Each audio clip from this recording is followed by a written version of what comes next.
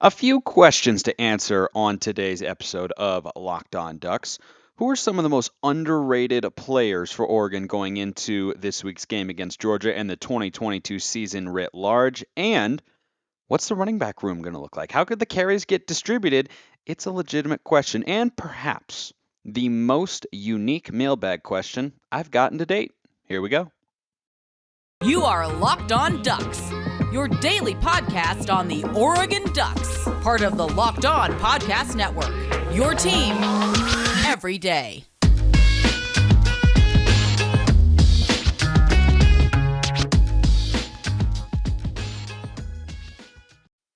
Yes, it is that time once again for Locked On Ducks. I'm your host, Spencer McLaughlin, D1 play-by-play broadcaster and lifelong Oregon Ducks fan. Thank you for making this your first listen or your first view of the day. Part of the Locked On Podcast Network, your number one source to stay up to date with the Ducks. Like, comment, subscribe wherever you're listening to or watching the show. Thank you to everybody out there who has done so already. So, plenty of questions to answer going into the game against Georgia this week and the 2022 football season, year one under Dan Lanning. And I hinted that I might talk about this the other day on the show. Might have been yesterday, but they're all blurring together at this point. And indeed, I am going to today. Who are the most underrated Oregon football players going into 2022 in the minds of what I perceive to be most fans or the Oregon football community writ large, which extends well online and beyond? I think the number one most underrated guy. I really do think, and I don't know that it's close, right? I have other guys who I think are underrated that I'm going to lay out here. I'm going to give you three names in particular before I get to the running backs, but I think the number one most underrated Oregon football player going into this season is Kris Hutson. I think he's getting lost in the shuffle kind of the same way that Kayvon Thibodeau did in the 2022 NFL draft. He fell all the way to, I believe it was number 7, right? And this happened to Herbert too. He fell to number 6 to the Chargers, and Tua was taken at 5.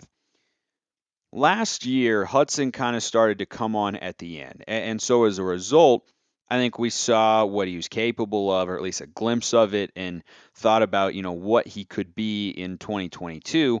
But because he was already there and he's been on the team for the last couple of seasons and he's, somewhat established as a player, it's easy for him to get lost in the mix. That's what I think kind of happened with Kayvon Thibodeau, who for several years going into this year's NFL draft was the consensus number one overall pick. He was the top pass rusher, but after a while, people get bored with that. Essentially, is what happens with regards to the NFL draft. I think we've seen with both Herbert and Thibodeau, a little bit with Sewell, though that's a slightly different scenario.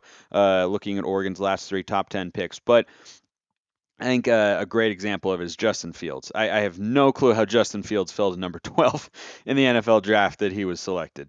Absolutely no idea. I just do not understand that at all. But I think it is that people just got a little bored with it and it wasn't at the forefront of our minds because it's just a natural thing to do as sports fans to put in the front of our minds that which is new and that which is kind of we deem exciting, right? New and exciting tend to go together. We want the new thing, not something that we know is going to be there. And so I think that's how Hudson is kind of getting lost in the shuffle here. Now his numbers in 2021 were not unbelievable, spectacular, amazing, incredible, anything like that, but they were not bad either. 31 receptions in all the games that Oregon played. He was involved in all 14 in some form or another.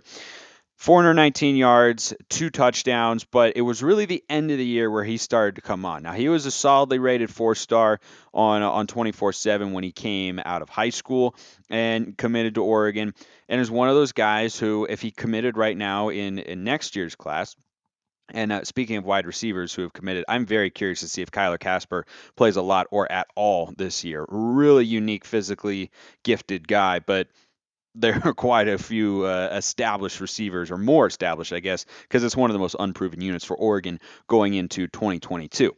But going back to Hudson, if he was a guy who committed right now, we'd be talking about whether or not he'd be a starter, a regular player, or kind of how he would line up, and we would have we would be feeling optimistic about having landed his commitment. We should have been at the time. We should be optimistic about having him now. over the last few games of the year, and we know that the offense a season ago, for an assortment of reasons, did not do a great job of getting wide receivers the ball consistently. There were multiple games where Travis Dye was the leading receiver. It's one of the biggest things I want to see change from Oregon's offense last year. You create more explosive plays in the passing game when you have your wide receivers involved. And Kris Hutson, as we know, is a playmaker. And he's also a gamer. I think that is a great way to describe him. He just goes out there. He's going to compete every second of every down that he's out there on the football field. And I really love that about him. But the last 4 games of the year are when he really started to come on strong and had almost half of his receiving yards in those 4 games. So in the blowout in Salt Lake City against Utah, he had 4 catches for 96 yards, which was his best statistical output of the year. Then he followed that up the next week with his best overall game, although his yards were just a little bit less on a per catch basis, but were still pretty darn good. 7 catches, 82 yards, and a touchdown against Oregon State. 1 catch for 6 yards in the Pac-12 championship game. Offense didn't do very well, but didn't do well when he had 96 yards receiving either.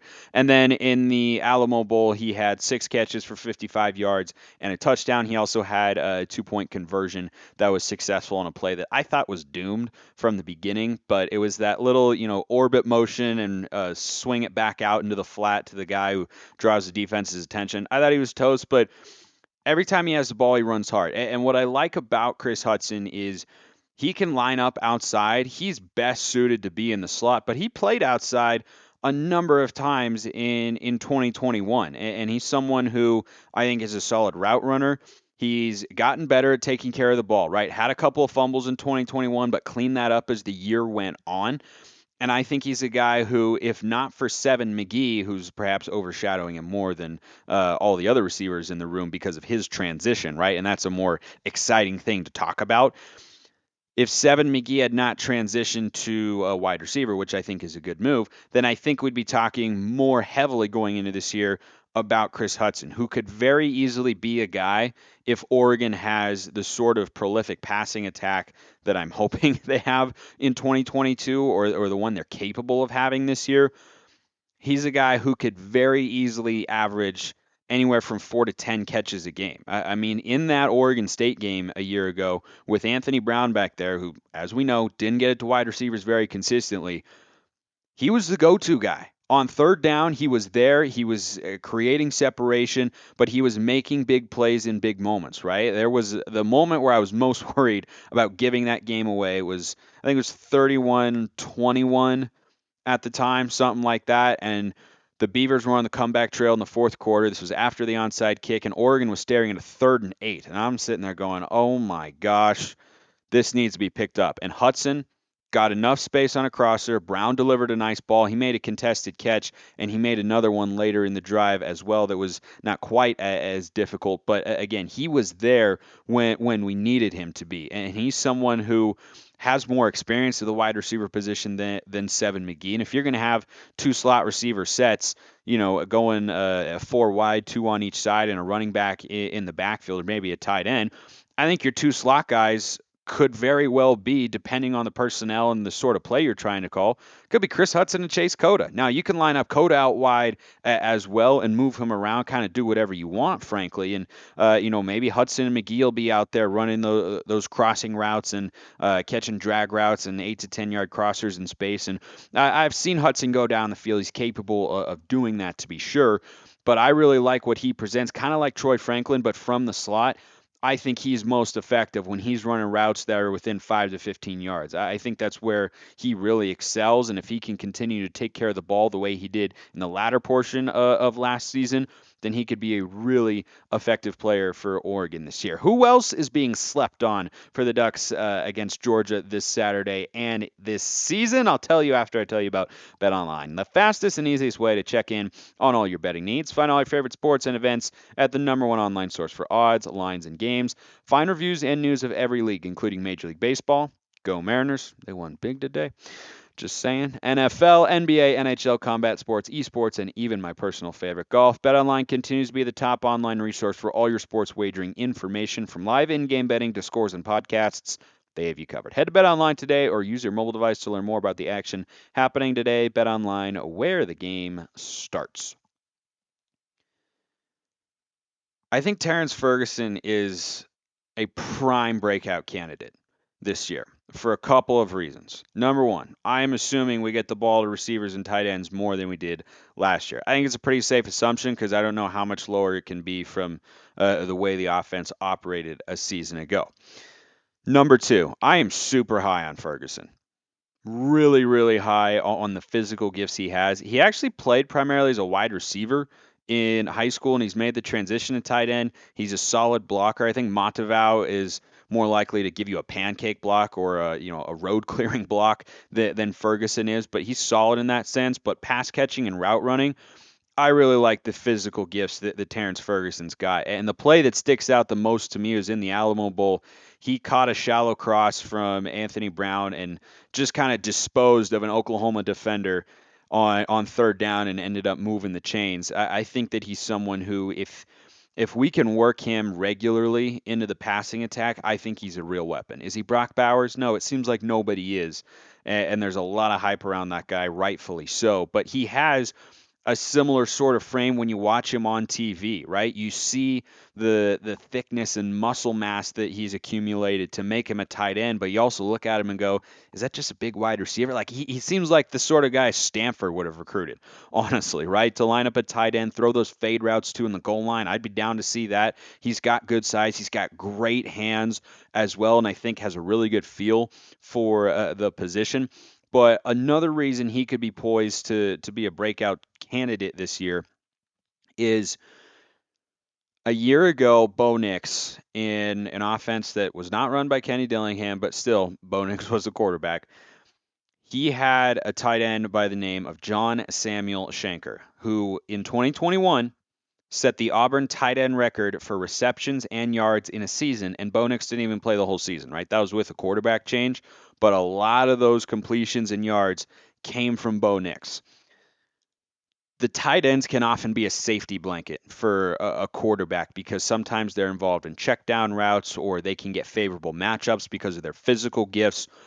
I really think if Ferguson and Bo Nix can develop some high level chemistry in 2022, you could see a really good season from Ferguson. I think people understand that he's someone who might be poised to take a leap, but I'm higher on him than most. There are certain players on this roster that a lot of people like and that I happen to love. Ferguson is definitely one of them. Boss is the other guy on the defensive side of the ball.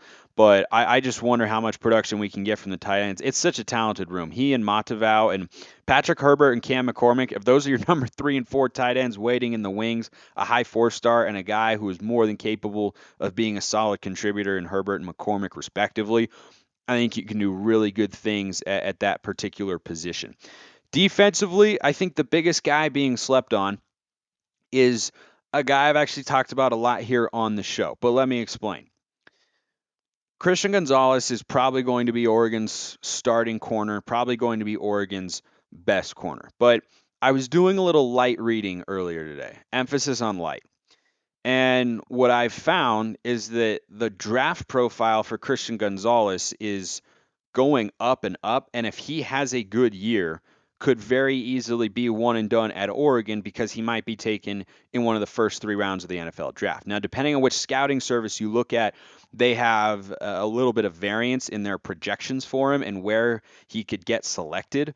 But when he came over, I thought of him as, what we all heard, which was he was an all Pac-12 honorable mention guy. Like, oh, okay, nice. But I did not know that he was the sort of guy that had the attention of NFL draft scouting services and websites like that in a way that leads a couple to say he could be a second, maybe even a first round pick. I don't know if he's a first round kind of guy. That might depend on how he plays this year and whether he can do the opposite of Mikhail Wright, who he reminds me of a lot, right? Very long, but solidly built, fluid athlete. Needs to work on his ball skills a little bit. Gonzalez does, but right in 2021, I think was trending towards being at least a mid round pick, and I thought he would be anyway. But he struggled in 2021, as did most of the Oregon secondary, not named Verone McKinley, who also was not able to get drafted, unfortunately. And so I just think that Gonzalez is a guy that is going to be better than people think. I've watched a little bit of film on him, I need to not give myself tough sentences like that. I sound like a fool. He's a really fluid athlete, and he's physical too. And Dan Lanning and Tosh Lupoy come from SEC defenses, right? And the Nick Saban coaching tree. When you think of Nick Saban defensive backs, which of them pops into your mind as a guy who's typically going to play soft and just try and beat you with pure speed and not be a big physical dude? Yeah, I don't know which one either because I can't think of one. That coaching tree of defensive backs is about getting up in your grill, being physical, playing a lot of press man. And that's what Gonzalez, according to the scouting websites, is really good at. And when you watch the film, you see that because he is such a dynamic athlete in that sense. And I think Dan Lanning is going to be able to get the most. And Demetrius Martin, who was his DB coach at Colorado, so he has that continuity as well. I think he's going to be able to get the most out of Christian Gonzalez and turn him into a better corner than Oregon had starting on either side in 2021. Mikael Wright, I always liked. DJ James, I think was solid. Not great, but solid. I think his ceiling was kind of an all Pac-12 honorable mention season, which is, pretty darn good. Did make the game sealing interception against UCLA last year off of Ethan Garbers.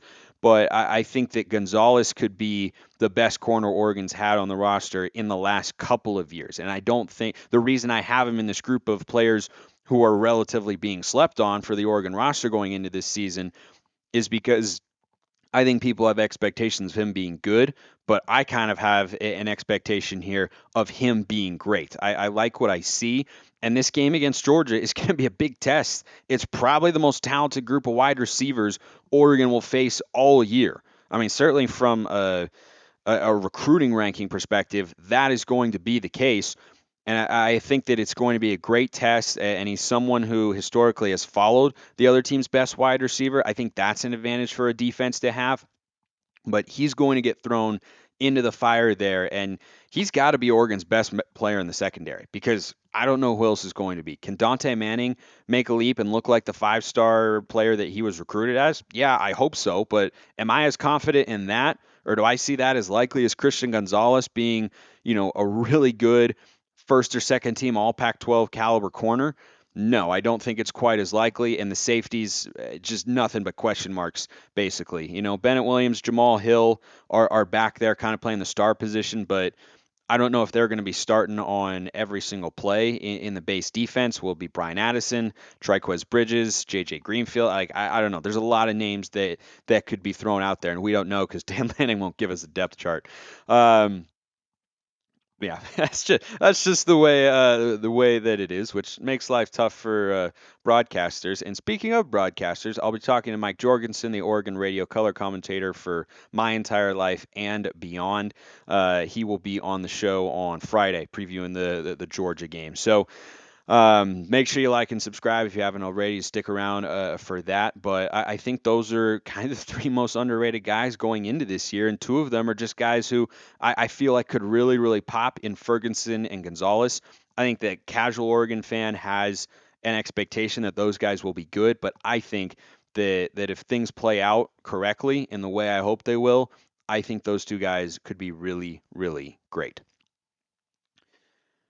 Let's shift to the running back position. And this is a giant question mark for me as well, but I'm not worried about it. The secondary outside of Gonzo is a question mark, and I'm kind of worried about it. The defensive end position and generating pressure on a quarterback is a question mark, and I'm worried about it. The running back room is strange because I really don't know, and no one knows who's going to be who the primary ball carriers are going to be, or if there will be one consistently throughout this year. But I'm not that worried about it. I'm really, really not. But I do want to pose this thought, and I'm going to do my best Brian Windhorst impersonation here, who had this hilarious bit on, I think it was First Take, posing a question about the Brooklyn Nets and the Utah Jazz and why they would make a certain trade. And he posed it something like this, and this is how I'm thinking about the Oregon running back room. Bucky Irving led Minnesota in all-purpose yards in 2021 as a true freshman. Why would he leave a good Minnesota team in a better conference for Oregon? Think about that. These are the hand gestures he was using. Think about that. And he had everyone at the table just eating out of his hand. They were like, why? And he didn't have an answer to the question. That was the best part. He was just posing the question. And I semi have an answer to the question, so I won't quite leave you hanging there. I think Bucky Irving is going to be more prominently featured in this Oregon offense than a lot of people think. The expectation for Duck fans is Byron Cardwell will be the number one. I don't think that's a lock for a couple of reasons. Number one, Dan Lanning and the staff, it's not their guy, so they don't feel any loyalty there. So he has to show that he is better than the other guys distinctly to be the number one running back. And I think I like Byron Cardwell, and he brings a lot to the table. Is he the most physically gifted running back in the room? No, I think that answer is probably Sean Dollars. I think he's comparable to Bucky Irving. I think Irving runs with a little bit more physicality, whereas Cardwell runs with a little bit more patience. And it's not really clear right now what the staff is going to prioritize for that particular position. But I think a lot of people are looking at it as Cardwell and maybe Dollars, and then the other guys, Whittington and Irving.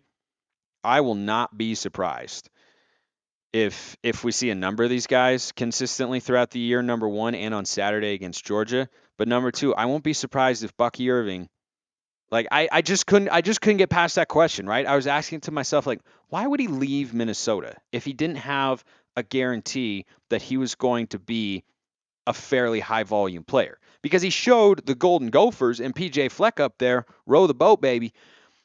He showed them what he's capable of, and he did a lot of really good things. But then he just left, and that was a great pickup for Oregon in the transfer portal because it adds depth to the running back room. And in spring practice, there were, I think, just two scholarship running backs at the time, but Carlos Laughlin's done a really good job. I think a guy like Irving, right, reminds me a little bit of Bo Nix coming over and why we've all expected him to start for so long.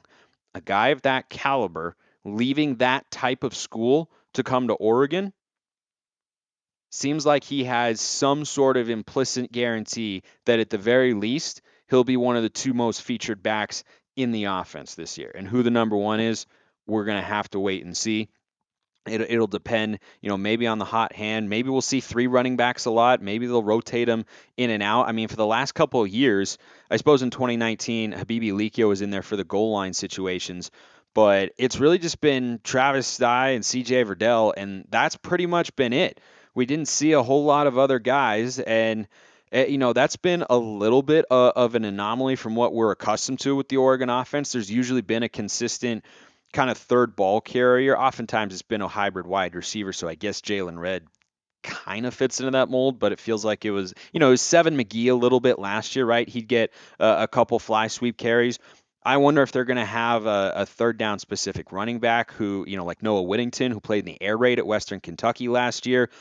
I wonder if that's the sort of rotation we're going to see because I just can't look at these guys and based on their ratings as high school recruits and how they've performed in their college careers so far, I can't pick one out. I really can't. My personal favorite is Sean Dollars. I think he's got the best physical traits of all of them. But am I dead set on that? Not really. I'd like to see him get as many carries as we can because we just don't really know what's there. But at the end of the day, I also want Oregon to be able to run the ball effectively, and you got to do that with whichever running back is best equipped to carry the rock and whatnot. But at Minnesota, again, was a 9-4 team in the Big Ten last year. They've been good. And Bucky Irving, I think, was someone who figured to be a prominent guy in their offense. And it just begs the question, Brian Windhorst style, why would he go to Oregon? I think he's going to be a more featured running back than most people think. But I think it'll definitely be those four. Like I think Whittington is probably solidly the fourth, but between Cardwell, Irving, and Dollars, going to depend on the coaching staff. Could depend on injuries, preference, game plan. I don't know. A lot of things. I think Jordan James probably in there at number 5 unless he really starts to pop. But I think that's a little bit more of a developmental play at this time. Okay. Tease this at the beginning of the show. I got the most unique mailbag question. You can always get a question answered here on the show at any time. You tweet with the hashtag AskLODPod or you DM me at Smalls_55 or at Locked On Ducks. You can also hop in the YouTube comments, ask me a question. I got a DM here from Beginner Catholic, a recent question asker here on the show. But he sent this one in, and I did go through because he sent me a list. You'll understand here in a moment. When Lanning was first introduced as Oregon's new head coach, he talked about forming not only championship players, but championship men. With my intellectual background, nice little humble brag there, I immediately thought of the virtues. I remember learning that in philosophy class. What do you think, or what virtue do you think Oregon can grow in the most going into this season? Never had a question like that. Totally down for it, by the way. I always say, hey, you ask me anything. Like, I'll answer it. If you want to answer it, I'll answer it here on the show. If you want me to rank my favorite Star Wars movies in order, I'll do that. Or Marvel movies, or anything else, right? If you want me to, I'll do it. Ask me a question about the Ducks, I'll answer it. Now, I don't know all of the virtues and vices off the top of my head, but he was nice enough to send me a list, and I went through, and the one that stood out to me the most was foresight. And that is, by definition, the ability to foresee events before they happen based on past experiences. And the reason I picked that one and why I think it's kind of the most important one for Oregon going into this year is there's a very real chance that Oregon could repeat Utah's season from a year ago. I think it's entirely possible. Utah in 2021, right? Rolled Oregon twice, won the Pac-12 championship, very nearly won the Rose Bowl, gained themselves a lot of respect going toe-to-toe with Ohio State in the process. They started last year 1-2. That could 100% happen for Oregon this year. I will take 2-1 in a heartbeat because it means we beat either BYU or Georgia. Though if we beat Georgia and lose to BYU, that'd be a little bit of a letdown because then you would take out college football playoff implications. But I don't think that's going to happen. I think we lose to Georgia, beat was it Eastern Washington? Yeah, Eastern Washington week 2, and then week 3, BYU at home. Not an easy game. But Oregon could very easily be 1-2. And the reason I picked foresight as the most important virtue here is should that happen to this team and this coaching staff, they have got to be able to understand that their entire season is not going to be defined in the first 3 weeks. For some teams and programs, it is. For Oregon's, it is not. Because this is year 1 with Stan Lanning, so you're not going to fire him or anything like that. And other teams, right, coaches have to win now. Like Scott Frost, Nebraska season defined in the first few weeks. They lose in week 1. In a few months or weeks, it should be, hey, Scott, don't let the door hit you on the way out if you're the Nebraska Athletic Administration. If Oregon starts 1-2, they've got to be able to stay the course, trust in what Lanning and this staff are preaching to them, and believe in themselves to have a strong end to it. And even if they're 2-1, I think when you have an early season loss, which is probably going to happen this Saturday, it can be really easy to get caught up in the moment. But you've got to be able to have the foresight and be able to understand that just because everything doesn't go the way you want early doesn't mean it can't end the way you want later, right? The only thing Utah was missing from that 2021 season that their fans would have wanted is winning the Rose Bowl. Everything else went probably beyond their hopes for the 2021 season because I don't know if I think they were ranked in like the low teens or so going into it. I don't think they were thinking they would blow out Oregon twice and get to the Rose Bowl. So of all the virtues that are out there, I think foresight is going to be the most important one because this non-conference schedule is really, really tough. I hope it's 2-1. I think it'll be 2-1, but it could very easily be 1-2. And if that's the case, the players and the staff need to have some foresight about how to finish the season the best way they can. Appreciate everyone listening. Have a wonderful rest of your day, and go Ducks.